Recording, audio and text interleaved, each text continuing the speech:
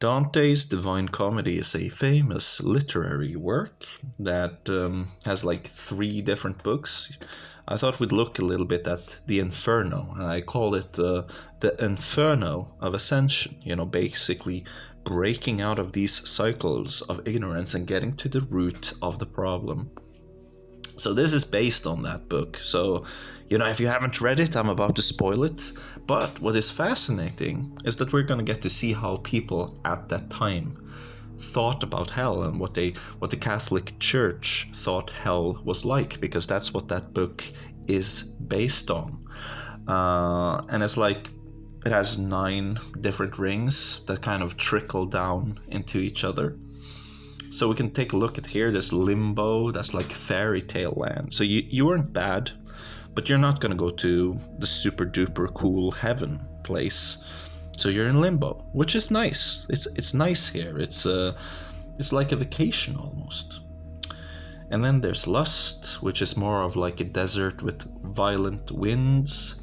And you can see in the distance, you can see like a oasis, but that's just an illusion. It's Fata Morgana, Then there is gluttony, getting what is desired and then just because it can't give you satisfaction.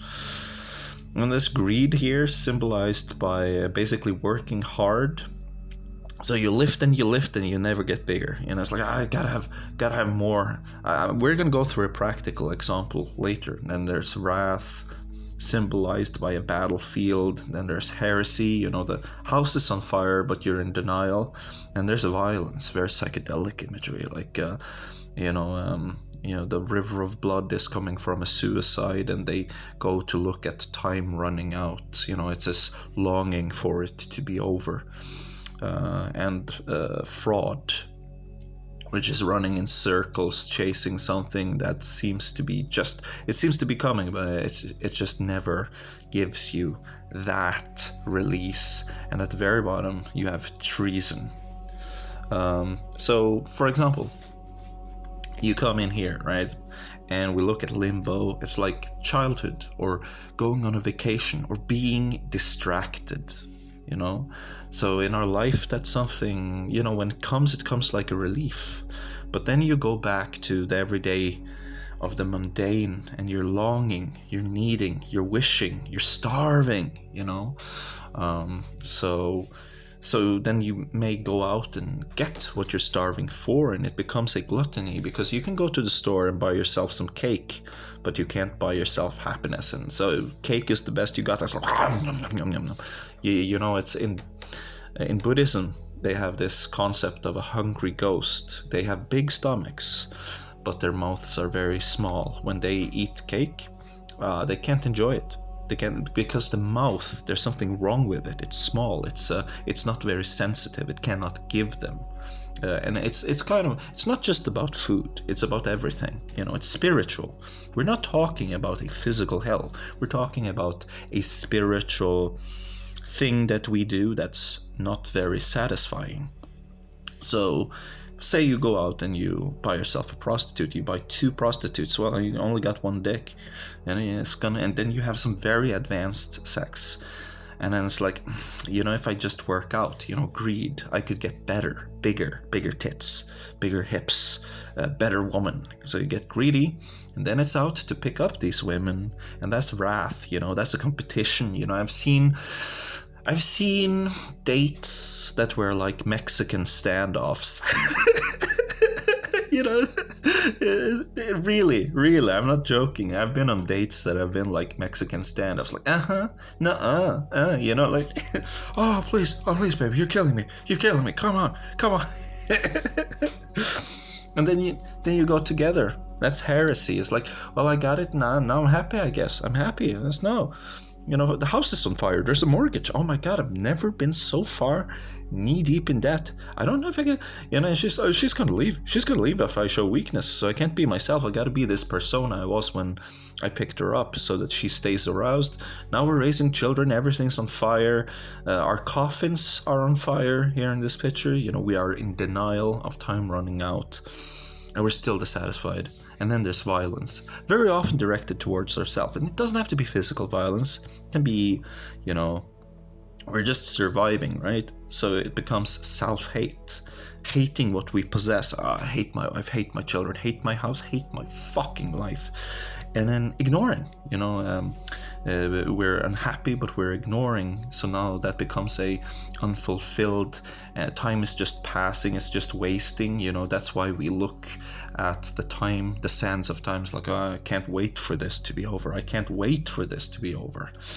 And then they're searching and reaching and waiting at the fraud level. And finally we attain vacation. And we go to somewhere else, and there's a feeling of childhood, purity and happiness again, because we're on vacation and we're being distracted. How long does that last? 3 seconds, mate, and then it's over. It's like, oh, let's pay the bills, most of the time is spent going in this cycle. You understand? Do you understand?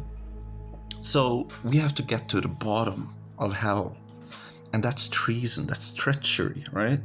The entity that manifests, a spiritual entity that manifests and believes in stuff that's just counterproductive to us. And you see here at the top, it's crystallizing. The consciousness symbolized by brain and neural and, kind of like a body map, is crystallizing into this shit.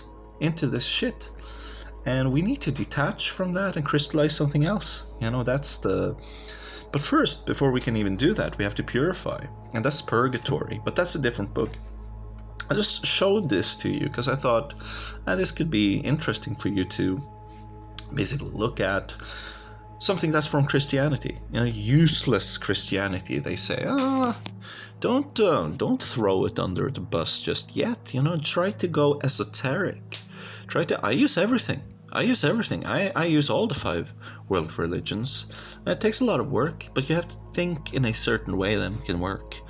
But if you just want to be like, no, it's Jesus because they said it's Jesus and that's it. That's Jesus, period. How are you gonna fix it? Jesus is gonna fix it. How? Because Jesus. That's kind of like a fraud. It's a searching, reaching, and waiting to attain, right? That's the fraud. So you're gonna go back into limbo, the limbo of belief, but you don't ever want to delve. Like you hate the sin and you want to get rid of the sin, but you can't study, the thing that's actually the root cause of it. And it's like, I think if you actually want to do something, because there's a lot of people who just want to do this cycle again and again. It's like, no, this is a good cycle. Yeah, I may hate my life occasionally, but it's a good cycle. I've seen people with horrible cycles. Mine is not the worst one. Then it's like, okay, then the level of treason within you at the bottom of hell, it's not that deep. You can probably go this cycle. Because if it's not that deep, you're going to go back to that limbo of vacation and distraction, But at the other side, if you go through this and you purify yourself, because it has to be understood that at the bottom of everything, there's goodness at the bottom. And if you're willing to purge the things that are like leading into limbo, lust, gluttony, greed, wrath, heresy, violence, the fraud of the spirit, of the experience, that you are going through, and that you're basically your experience. When your experience goes away, you're not, you're unconscious, you would say. I think that's the way, if you want to enter this paradise instead of this limbo, that's the way to go. But what do I know? I'm just some guy handing out advice on the internet. It might be shitty advice, but hey, at least it's free. You're not gonna have to sell your soul to me for it's like, you sell your soul to me or you're not gonna get to heaven. It's like, no. I'm just looking at this as a way to kind of explore consciousness. Why is this happening? Is there a way to solve it? Well, you can purify it.